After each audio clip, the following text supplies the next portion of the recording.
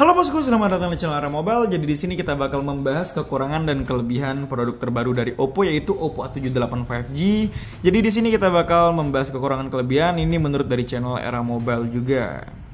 Oke bosku, mungkin gak usah tunggu lama lagi, langsung masuk ke pembahasannya. Yang pertama, kelebihan. Kalau untuk di kelebihannya ini, untuk yang pertama itu dari IP54. Kenapa sih bisa kita bilang dari IP54?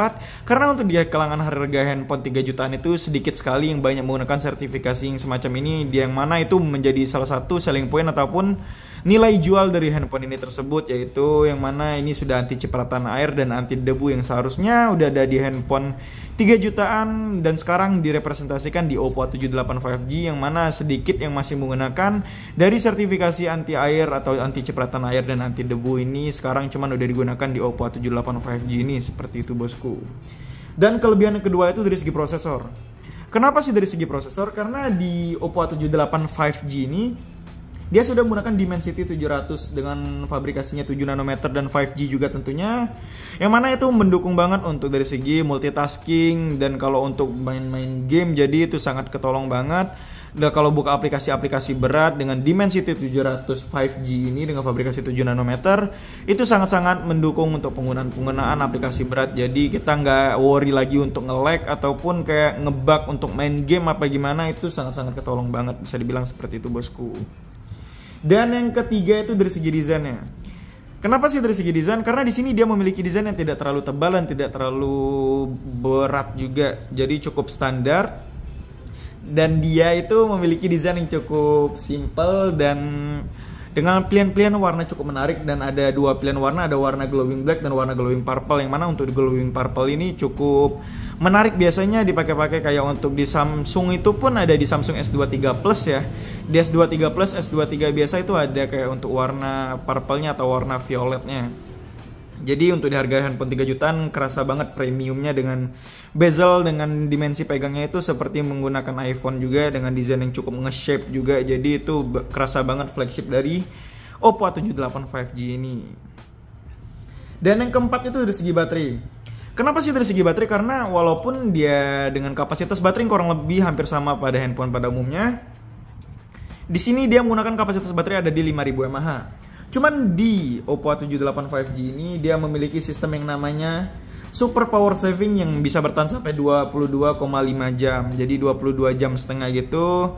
Penggunaan itu mungkin itu bakal awet-awet banget. Biasanya kalau untuk di 5000 mAh itu bisa tahan di 20 jam. Cuman kalau untuk di Oppo A78 5G ini dia bisa tahan di 22,5 jam. Jadi 22 jam setengah bisa dibilang seperti itu bosku. Jadi cukup awet dengan kapasitas baterai yang sama, dengan ketahanan yang berbeda.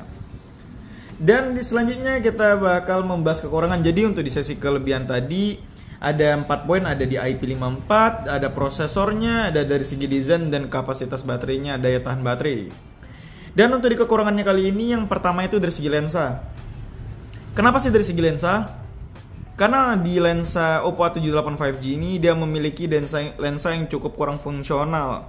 Di sini dia cuma memiliki lensa depth dan lensa wide, lensa utama, yang mana itu mungkin cukup kurang fungsionalnya, karena di sini mungkin kurang dari ultra wide-nya, karena ultra wide itu bakal kepake banget untuk di harga handphone 3 jutaan, yang mana untuk di handphone 3 jutaan itu rata-rata sudah menyediakan lensa ultra wide, yang mana itu sangat mendukung untuk video-video yang mengambil jarak-jarak dekat itu, jadi dia jadi lebih lebar. Dan untuk foto jarak dekat pun kita tidak perlu mundur, itu menjadi salah satu kayak nilai jual juga untuk dari segi segmentasi kameranya.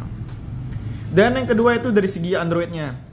Karena untuk di Android Oppo A78 5G ini dia masih menggunakan Android 12. Dan konon katanya kalau untuk di Oppo A78 5G ini dia sering bloatware ya. Jadi dia itu sering kayak ada iklan, dan mungkin itu cukup mengganggu untuk di penggunaan handphone, yang mana biasanya kita mungkin offline itu ataupun kita sudah menggunakan jaringan gitu, mungkin kita paling mengganggu yang namanya iklan-iklan gitu. Cuman kalau karena ada di bloatware dari sistem dari A78 5G ini, jadi membuat handphone ini kayak banyak iklan gitu. Jadi cukup mengganggu untuk di penggunaan handphone ini.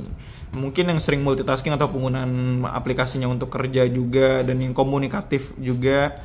Jadi mungkin itu cukup terganggu karena ada bloatware-nya tadi. Dan yang ketiga dari segi layar untuk kekurangan ketiganya. Kenapa sih dari segi layar? Karena di sini dia layarnya tidak terlalu gede juga, cukup sedang, cukup compact, dan dia masih menggunakan IPS LCD walaupun dia sudah menggunakan refresh rate 90 Hz, dan dia memiliki keterangan 600 nits dan memiliki resolusi 720 x 1612 pixel walaupun dia sudah menggunakan Corning Gorilla Glass atau Panda Glass untuk diproteksi layarnya. Jadi di layar itu agak sedikit kurang karena dari resolusinya belum Full HD plus dan penggunaan masih IPS LCD screen, dan untuk di layarnya itu kurang imersif, biasanya ada di 6,71 in atau 6,7 in, ini ada di 6,56 inch. Jadi agak kurang dari segi layarnya. Jadi untuk di video kali ini mungkin ada 3 kekurangan, yaitu dari segi lensa kameranya kurang lengkap atau kurang fungsional, dan kedua itu dari Androidnya, bukan Android 13, dia masih menggunakan Android 12 dan bloatware juga, dan ketiga itu dari segi layarnya, itu untuk di kekurangan di Oppo A78 5G.